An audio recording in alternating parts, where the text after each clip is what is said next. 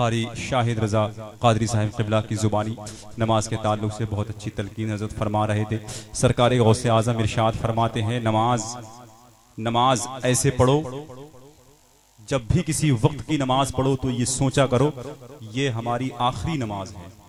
बहुत गहरा ये हज़रत गौसे आज़म के इस फरमान में। परवरदिगार आलम हमें नमाज पढ़ने की तौफीक अता फरमाए। परवरदिगार आलम की बारगाह में दुआ है परवरदिगार इस महफिल को अपनी बारगाह में कबूल फरमाए।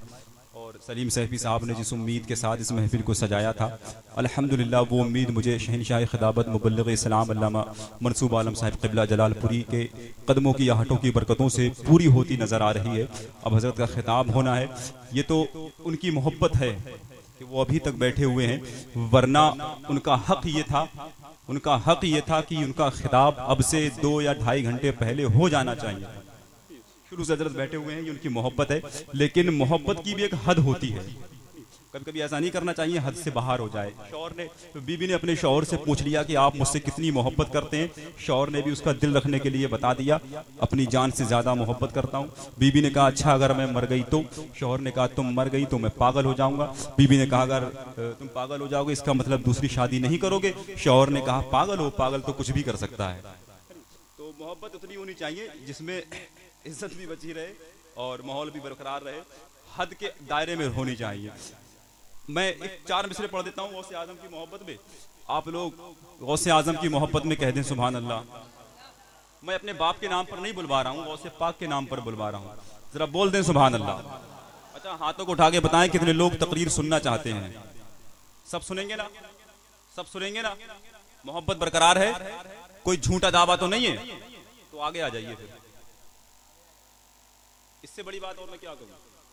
आपका माशाअल्लाह दावा बिल्कुल आपका सच्चा है। परवरदिगार आलम आपको यूं ही सच्चाई पर जिंदगी गुजारने की तौफीक अता फरमाए।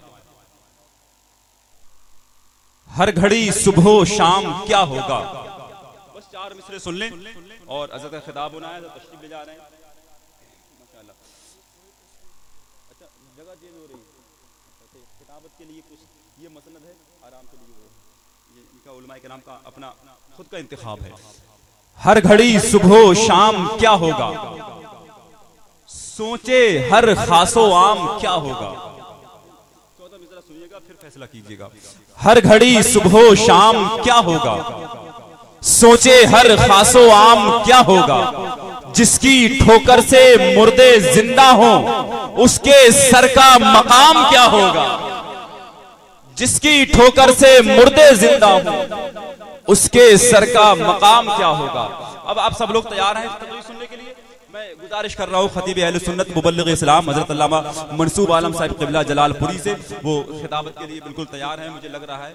और मैं करम की गुजारिश उनसे करूंगा कि खिताबत के लिए तशरीफ लेकर के आए।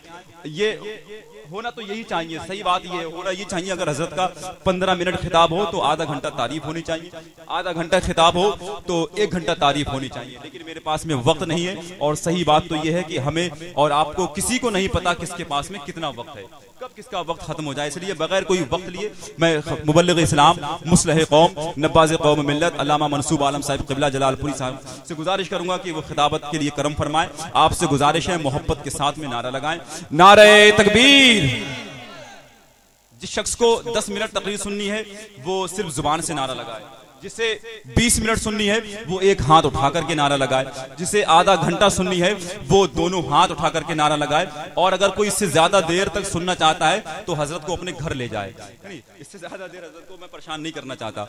नारे तकबीर, नारे रिसालत, फैजाने गौसे आजम, मसलके आला हजरत, इश्क मोहब्बत, बस्ती बस्ती करिया करिया, फैजाने छोटे बड़े सरकार, उलमाए अहले सुन्नत अल्लामा मनसूब आलम साहिब क़िबला, सरजमीने शेखोपुर बदायूं शरीफ, ताजदारे बगदाद कॉन्फ्रेंस। क्या कहूं क्या खरीद सकता हूं, सहरा दरिया खरीद सकता हूं। क्या कहूं क्या खरीद सकता हूं, सहरा दरिया खरीद सकता हूं।